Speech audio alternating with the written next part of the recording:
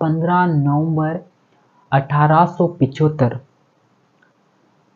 ये आपको पता होना चाहिए या फिर हर इंसान के मन में ये दिमाग में होना चाहिए क्या है।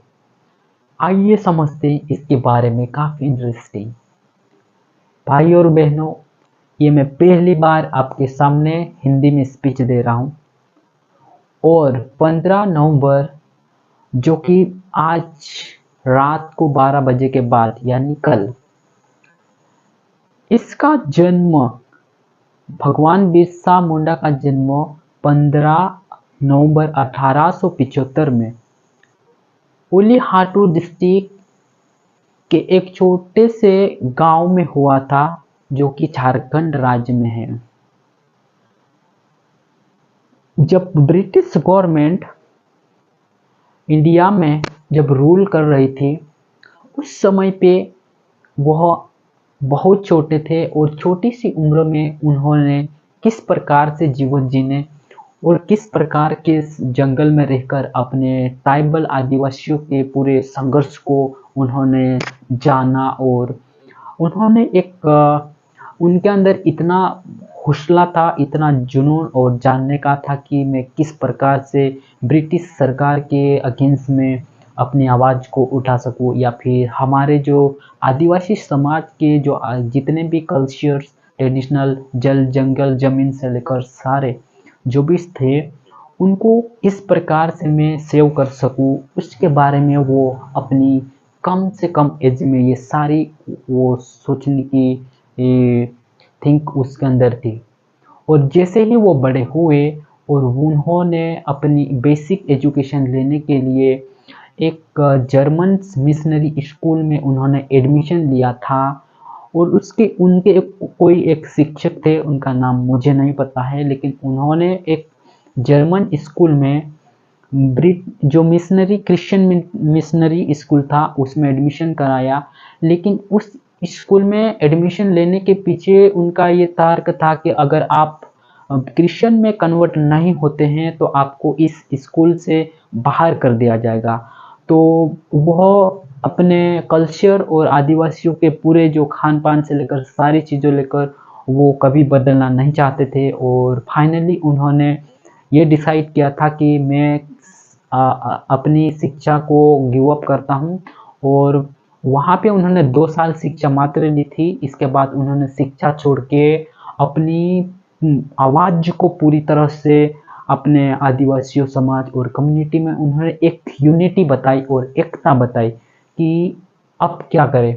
हमारे जितने भी समाज के जो आदिवासी समाज के कस्टम और ट्रेडिशनल सारे रूल्स और जो थे, उन्होंने ब्रिटिश सरकार ने पूरी तरह से मतलब ख़त्म करने के लिए उन्होंने प्लान बना लिया था।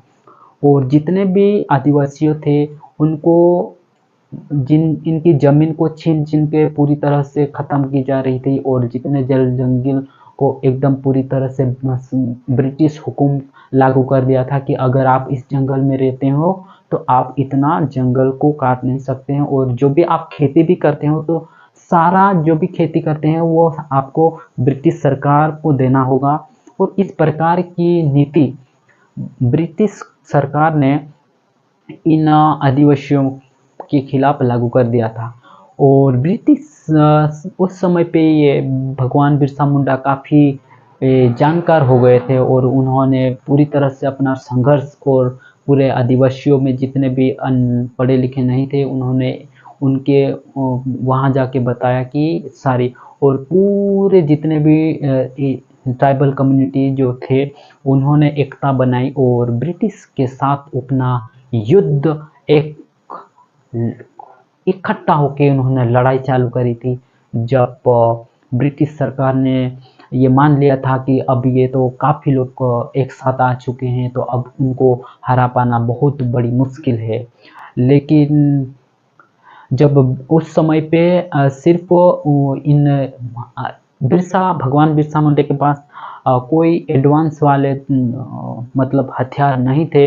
और उस समय पे सिर्फ उनके पास वो हथियार थे जो कि तीर धनुष था। और उसी से वो तीर धनुष से वो रात में निकलते थे और सारे ब्रिटिश जितने भी अंग्रेज लोग थे इनको चुन चुन के मार रहे थे, और काफी ब्रिटिश बड़े बड़े कमांडर को उन्होंने मार गिराए थे रात रात में अपने धनुष का शिकार करते हुए। उस समय पे ब्रिटिश सरकार इतनी परेशान हो चुकी थी कि अब करे तो करे कैसे यार, उनके जितने भी जल जमीन जंगल उनको अधिकार को देना चाहिए या नहीं। लेकिन ब्रिटिश सरकार पूरी तरह से बौखला गई थी, अब करे तो करे का।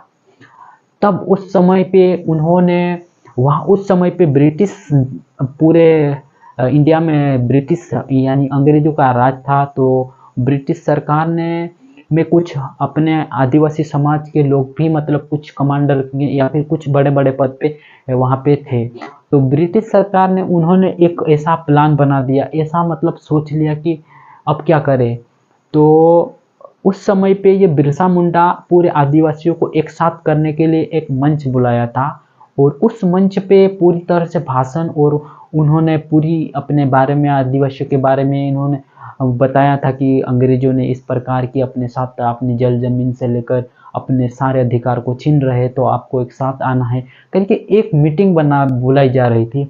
उस समय पे ब्रिटिश सरकार में जो आदिवासी समाज के ही लोग मतलब जो कुछ लोग होंगे या फिर कोई दूसरे मतलब जो हिंदुज़म के लोग होंगे, अब मतलब आदिवासी समाज नहीं मतलब जो इंडिया के लोग होंगे, उनको उन्होंने अंग्रेजों ने भेजा और मतलब नॉर्मल ड्रेस में भेज के वहाँ पे जो मीटिंग हो रही थी वहाँ पे अचानक भेज दिया।